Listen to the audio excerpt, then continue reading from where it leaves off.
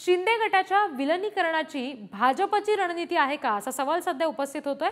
कारण आमदार अपात्रतेच्या निकालानंतर हे विलनीकरण होऊ शकतं असा अंदाज आहे। अपात्रतेचा निकाल देण्यासाठी विधानसभा अध्यक्षांकडे 10 जानेवारीपर्यंतची मुदत आहे, म्हणजे अवघे काहीच दिवस राहिलेले आहेत। आणि त्यामुळे त्याच पार्श्वभूमीवर सध्या शिंदे गटाचं विलनीकरण हे भाजपमध्ये केलं जाईल, म्हणजे विलनीकरण केलं जावं अशा पद्धतीची रणनीती भाजप आखतंय अशी चर्चा सध्या आहे।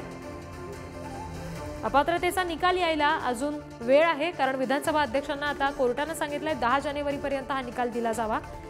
मात्र त्याच पार्श्वभूमीवर आता शिंदे गटाचं विलनीकरण होऊ शकतं अशी रणनीती भाजप आखतंय अशा पद्धतीच्या चर्चा राजकीय वर्तुळामध्ये होताना दिसतायत।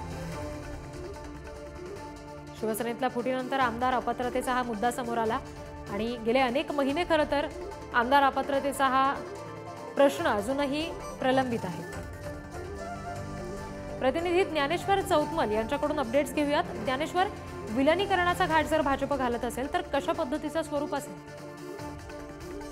आपण बघतोय की शिंदे गटाच्या विलनीकरणाची भाजपची रणनीती आहे आणि नार्वेकरांच्या निकालानंतर सर्वोच्च न्यायालयाच्या निर्णयावर हा सगळा खेळ ठरणार आहे। त्यामुळे काय घडतंय हे पाहावं लागेल। मात्र मुख्यमंत्री एकनाथ शिंदे यांच्यासह त्यांच्या गटाच्या 16 आमदारांना सर्वोच्च न्यायालयानं अपात्र ठरवलं किंवा शिंदे गटाचं धनुष्यबाण चिन्ह गोठवलं तर एकनाथ शिंदे यांच्यासह त्यांच्या गटाचे आमदार हे भाजपमध्ये विलीन होतील अशा पद्धतीची रणनीती भाजपनं आखल्याची अत्यंत खात्रीलायक माहिती जी आहे ती समोर येताना पाहायला मिळते।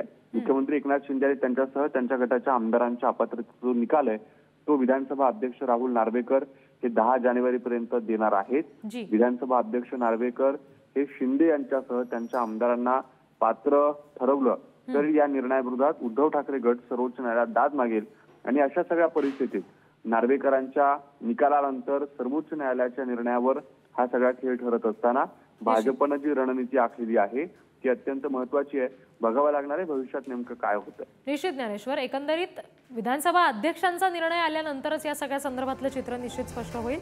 तुम्ही दिलेल्या माहितीसाठी धन्यवाद।